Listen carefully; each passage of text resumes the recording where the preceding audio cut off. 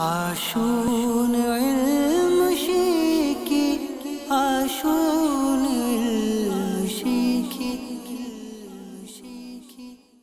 ইসলাম ভাইরা এবং মাদানী চ্যানেলের দর্শকবৃন্দ, প্রিয় নবী রাসূল আরবি সরকারি দলম সাল্লাল্লাহু তাআলা আলাইহি ওয়াসাল্লাম কোন দিনে রোজা রাখাকে পছন্দ করতেন, আসুন আমরা শ্রবণ করি।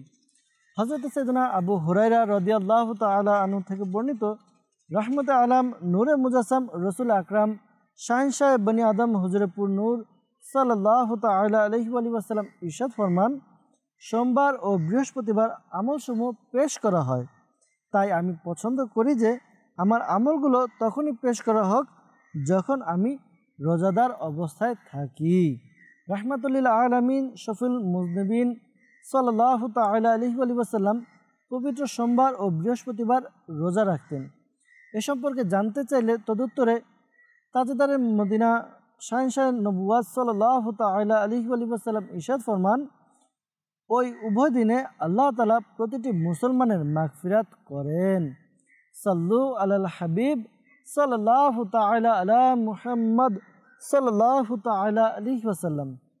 আসুন ইলম শিখি, আসুন ইলম